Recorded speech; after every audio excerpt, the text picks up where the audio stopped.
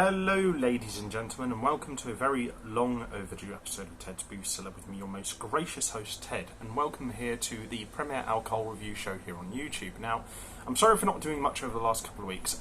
So last weekend, as in the weekend of like the 10th/11th, I was away for a couple of days on a cycling trip, so obviously I didn't really have that much time to do an episode of Ted's Brew Cellar, and then when I got back for the 2 days after that, I was absolutely exhausted. And the weekend before that, I just didn't really have a lot of mental energy, and I'd just been getting over a cold, so I did manage to squeeze out one episode, I think, from what I remember, but again, apologies. So at least for this weekend, I will definitely be doing 2 episodes, so yeah, I can assure you of that. Now, today we're going to be taking a look at a drink that a colleague gave to me, and this particular colleague, they are gluten intolerant. Now, they like their craft beers just like me, but obviously they have to be a bit more careful with the ones that they select, because obviously, like I said, they're gluten intolerant, so things like your standard lagers or like IPAs are just no good for them at all. And unfortunately, one of them was this quite interesting looking number, which is Graze by Hog Brew, and this is a pastry stout. Now, I've reviewed a few pastry stouts on the show before in the past, and they have had a bit of a mixed reputation in that regard, but I have had some really good ones in the past though. Most of the sort of like the best ones, I think, tend to be ones that are pastry mixed with something else, or actually it generally tends to be like either it's just one flavour or it's just like a standard stout. So like stuff like Guinness or the Peanut Butter Stout by Tailgate Brewery or stuff like that, that has just like one singular flavour along with the hops and stuff and barleys of that stout.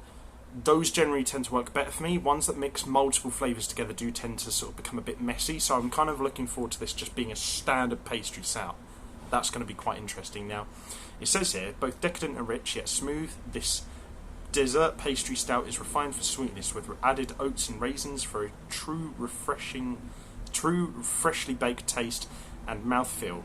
Graze away at every sip. Now, I kind of get what the craft brews mean with like mouthfeel, but it just sounds like such a weird statement to me. Just say texture or something.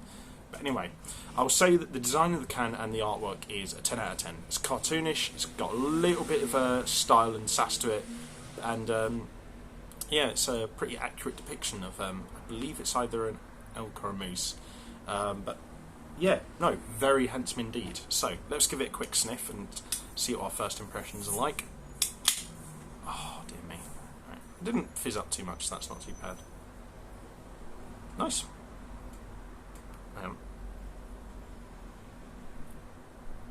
Yeah, it just smells like a nice standard sort of like a slightly vanilla-y iced coffee almost.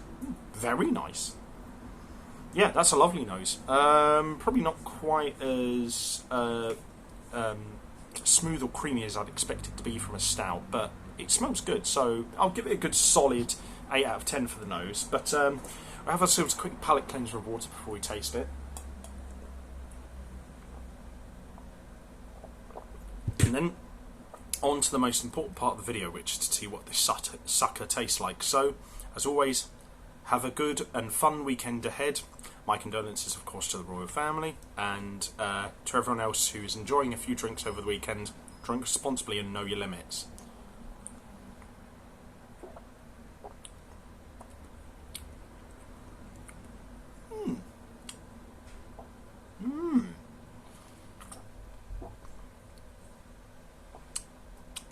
Good, but it's just not quite what I was expecting. And I'm not saying that in the way to detract from the quality of this, it's just different to what I was expecting. It's not so much sweet as it is like genuinely, it just tastes like a nice stout crossed with like a cold brew coffee. There is a tiny sort of like through line of sort of kind of like buttered pastry kind of sweetness in the middle, but it's very subdued, it's very mild, and it kind of sort of more so blends into the other flavours that are there. The main sort of aspect of the flavour here is like a good standard sort of Guinness-esque stout flavour mixed with like a really nice undertone of like bitter, like not massively bitter, but like just slightly bitter iced coffee. like a, I guess like a stout mixed with like an iced oat latte, something like that. That's the impression I'm getting from this. It's really nice. I mean, like, despite the fact that I said it's not perhaps the sweetest kind of like dessert beer I've ever had, this would be really nice for having after dessert, after dinner. So, yeah, I can see why this would be marketed as such, and it is a really good beer. I think craft stouts have generally been one of the most up and down sort of categories I've ever reviewed on this show, but I'm glad to say this is definitely one of the stronger ones, by a good country mile at least, so yeah.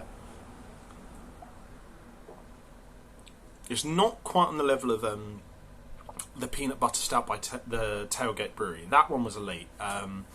As it is, though, this one is still really, really good. I would recommend it to pretty much any stout drinker, and I would also recommend it to most first-time stout drinkers. I think for a lot of people who are looking to get into stout, I think Guinness is probably the best entry point into that part of beer, but as it is, this is also a really good sort of intermediary sort of like point to jump into that part of the world of alcohol. So yeah, I really like this. This is really nice, and it's got a good simple flavour that you can really get your mind around, and yeah, it's very refreshing for a stout. So I'll give it a I'm gonna say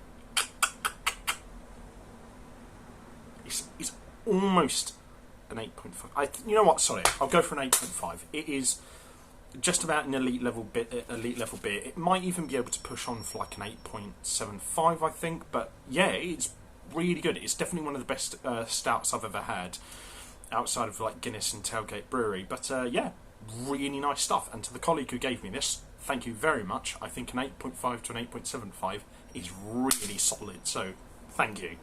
Now, to anyone at home, I hope you liked this video, and if you did, leave a like, share and subscribe. If you have any suggestions for future episodes of Ted's Booze Cellar, let me know in the comments section down below.